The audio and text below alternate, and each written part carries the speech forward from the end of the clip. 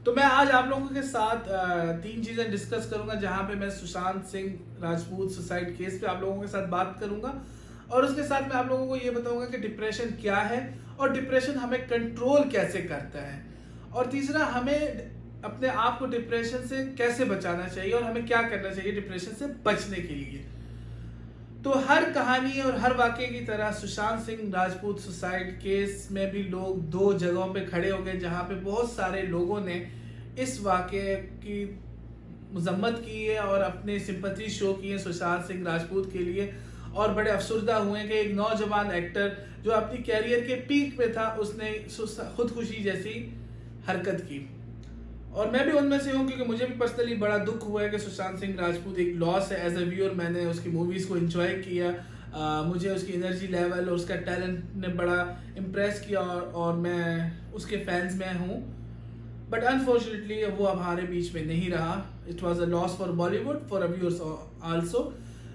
फिर बात आ जाती है, कुछ लोग हैं जो सुशांत सिंह राजपूत को बुज़दिल कह रहे हैं, डरपोक कह रहे हैं, कायर कह रहे हैं। तो मेरा उन लोगों के लिए मैसेज है कि भाई, एक छोटे शहर से एक लड़का उठ के आया है, छोटे गांव से उठ के आया, और उसने बॉलीवुड जैसे इंडस्ट्री में जहां पे नाम बनाना बहुत मुश्किल है, जहां पे लोग कई साल स्ट्रगल करते हैं, लेकिन उसने इस बीच में MS धोनी जैसी मूवी और छिछोरे जैसी मूवीज दी हैं जहां जो बॉलीवुड हिट थी। मतलब उसने नाम कमाया, उसने सक्सेस की, उसने स्ट्रगल किया, उसने मेहनत की, उसने कमिटमेंट लेवल शो किया, उसकी डेडिकेशन थी।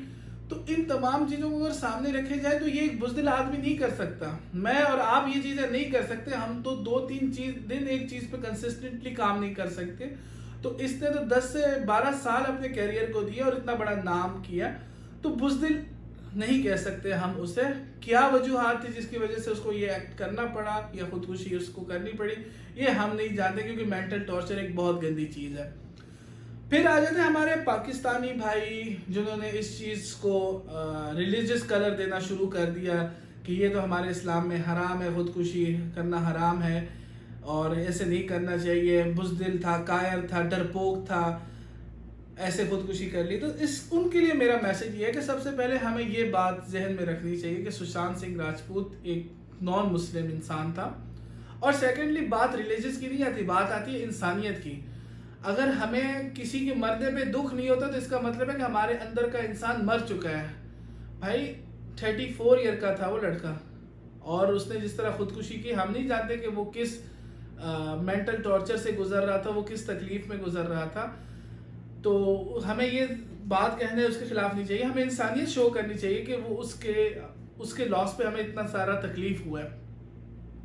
और हमें ये बात जहन में रख लेना चाहिए कि इंडिया में जो कल्चर है वो अब चेंज होता जा रहा है। उसमें यूरोप और अमेरिका का कल्चर आ रहा है, जहाँ पे लोग सेल्फ डिपेंडेंट हैं, अपने खुद मुख्तार हैं, जहाँ पे हर बंदा खुद अकेले अपनी ज़िंदगी के फैसले लेता है, डिसीजन लेता है, सक्सेसफुल रहे या अनसक्सेसफुल रहे, वो उसका अपना पर्सनल डिसीजन है। वही अगर आप हमारे पाकिस्तान में देखें तो आज तक हमारे यहाँ सेल्फ इंडिपेंडेंट जैसी कोई ना चीज़ ही नहीं आई।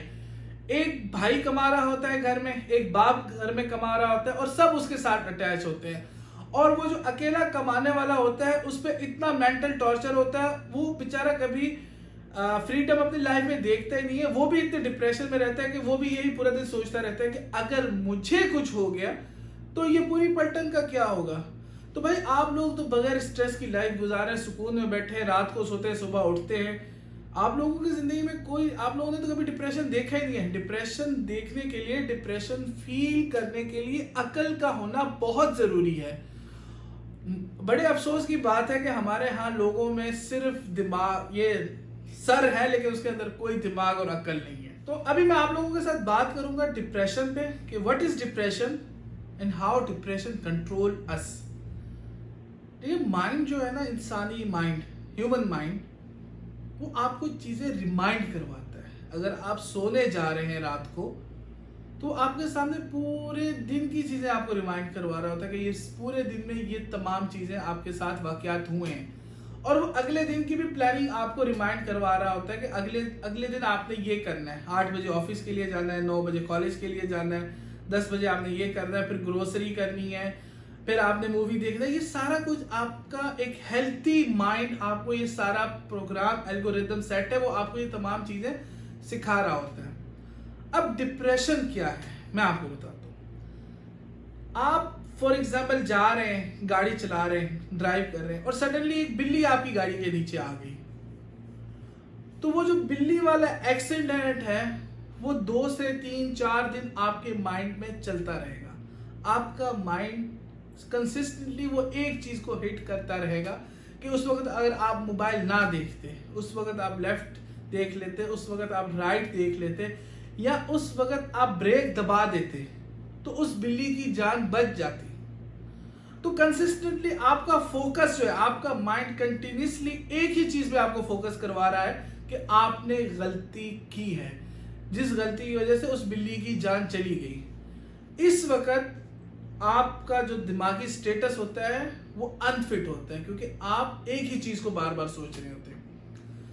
अब डिप्रेशन हमें कंट्रोल कैसे करता है? अगर आप इंटरनेशनली देख लें तो लोग फाइनेंशियल डिप्रेशन से खुदकुशी नहीं करते, दे एक्सेप्ट इट कि भाई कोई बात नहीं, हमारे हालात कल ठीक हो जाएंगे। फिर आते इमोशनल डिप्रेशन।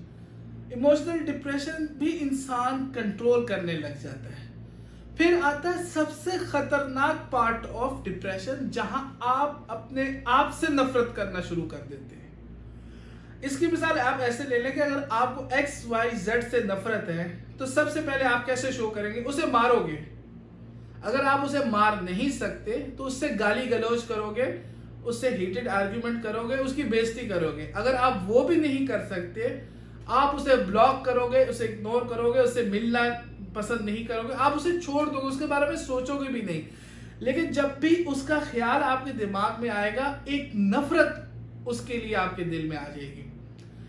यही केस जब इंसान अपने आप से नफरत करने लग जाता है तो वो डिफरेंट चीज है। अब इंसान अपने आप से नफरत कब करता है? जब उसका दिमाग कंसिस्टेंटली एक ही चीज पे उसको याद दिलवा रहा होता है कि तुमने यहाँ पे गलती की है, तुम्हें वो चीज नहीं करनी चाहिए थी, तुमने वो डिसीजन लिया, तुम्हें वो नहीं करना चाहिए था, तुमने जॉब छोड़ी, तुम्हें जॉब नहीं छोड़नी चाहिए थी, तुमने जिस लड़की के साथ रिलेशन किया उस लड़की के साथ तुमने गलत किया, तुमने अपने आप को ह्यूमिलिएट किया।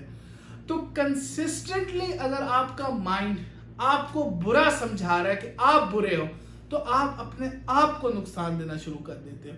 और इंसानी दिमाग और इंसानी फितरत कुछ ऐसे सेट है कि इंसान माफ कभी नहीं करता, इंतकाम लेता है, कत्ल के तौर पे ले लेता है, नाराजगी के तौर पे ले लेता है, इंसान कभी माफ नहीं करता। उसी तरह डिप्रेशन के अंदर आप अपने आप को नुकसान पहुंचाना शुरू कर देते हैं। आपके बाल बड़े हो जाते हैं, आपकी दाढ़ी बड़ी हो जाती है, आप अपना ख्याल रखना छोड़ देते हैं, आप प्रॉपर सोते नहीं, आप प्रॉपर उठते नहीं, मतलब आप चीजों को बिल्कुल अपने लिए इग्नोर करना शुरू कर देते हो। और इसका लास्ट स्टेज ये है कि आप अपने आप को इतने बुरे लगने लग जाते हो कि आप सुसाइड की तरफ चले जाते हो।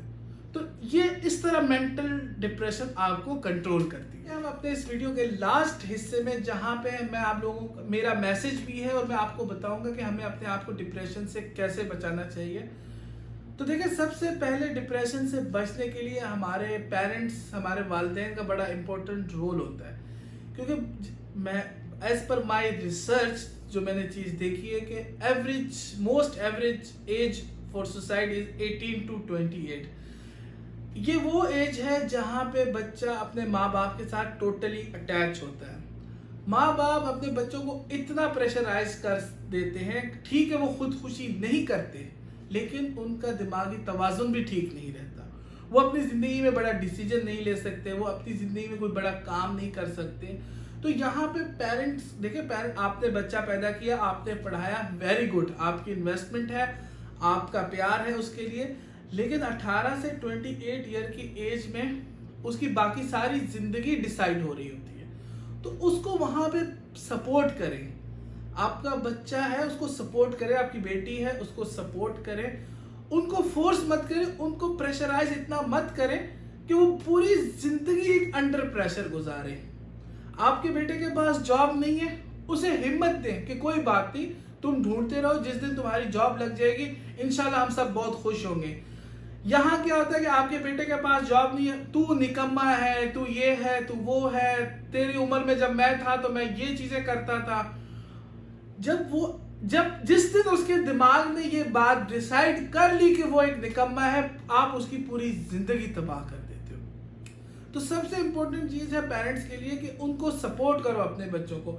आपका बेटा आपकी बेटी किसी से प्यार करती है या करता है तो उस चीज में भी उसको सपोर्ट करो कि भाई जिंदगी उसने गुजारनी है, ठीक है उसका डिसीजन गलत है, उसे प्यार से समझाओ कि भाई तुम सही डिसीजन नहीं ले रहे हो, तुम इसको दोबारा से सोचो।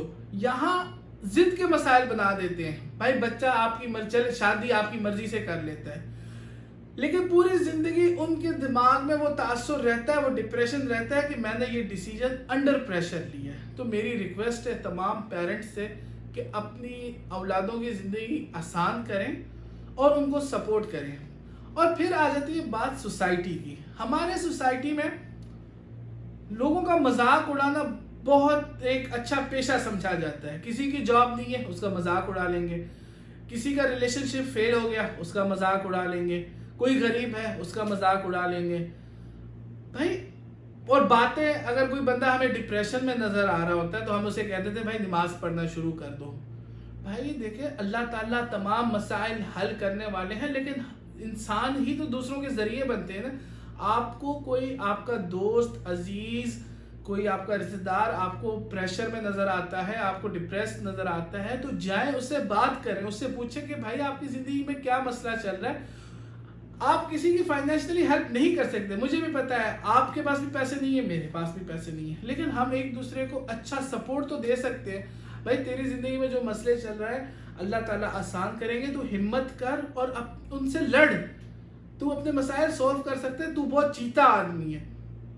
यहाँ किसी के पास जॉब नहीं है तो आके दोस्त उसको बोलते हैं अबे तू है ही फारिग, तू है, मैंने तो तुझे ये बात कही थी, मैंने तुझे, भाई उसको सपोर्ट करो। क्या पता आपकी बातों से इतना डिसहार्ट हो जाए कि उसकी जिंदगी में, पूरी जिंदगी में उसके दिमाग में ये एक बात बैठी रहे कि तू भाई एक निकम्मा, तू एक गंदा इंसान है।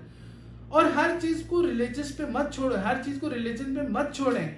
ह्यूमैनिटी भी कोई चीज है, इंसानियत भी कोई चीज है। हमने सारी चीजें अल्लाह ताला पे छोड़ी हुई और हम खुद कुछ भी नहीं कर रहे। भाई जो बंदा नमाज पढ़ रहा है, जो बंदा सब कुछ कर रहा है, अगर वो डिप्रेशन में तो उसे ये कह देते कि भाई तेरी नमाजें ठीक नहीं है।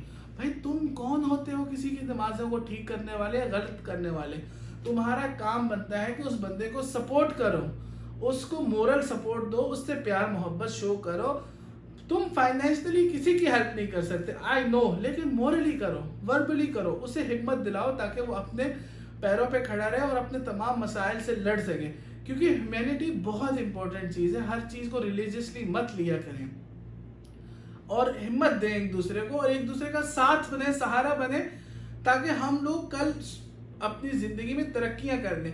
पूरी दुनिया के नौजवान तरक्की करके इस दुनिया में इतनी इतनी बड़ी जगहों पे बैठे हुए, और जब हमारी बात आ जाती है तो हम अभी तक जॉबलेस हैं, हम अभी तक अपनी जिंदगी के बड़े डिसीजन नहीं ले पाए, तो हम दुनिया को किस तरह कम्पीट करेंगे? तो एक दूसरे का सहारा बने, एक दूसरे को सपोर्ट करें, एक दूसरे को प्यार करें, एक दूसरे के मसाइल सुने। आपको कोई फोन करके बोलता है कि उसका मसला है, आप उसको 3 मसले और सुना देते हो कि जी मेरे ये मसाइल चल रहे हैं। भाई उसका मसला सुनो, तुम नहीं फाइनेंशियली हेल्प कर सकते, भाई उसको बोलो सॉरी मैं आपकी मदद नहीं कर सकता, बट मैं पूरी दुआ करूंगा आपके लिए कि अल्लाह आपका ये मसला हल करे और आपकी जिंदगी आसान हो। और उसको फॉलो कॉल करो कि हाँ भाई तुम्हारे मसले का क्या बना है, ठीक है सब कुछ, भाई देख मैं वो नहीं मदद कर सकता, तुझे किसी और चीज की मदद चाहिए मैं वो कर दूंगा। आपके पास गाड़ी है, उसको कहीं जाना है, भाई उसका एक हेल्प कर दो ताकि वो स्ट्रेस ना रहे, डिप्रेस ना रहे। एक दूसरे के साथ भाईचारा शो करो,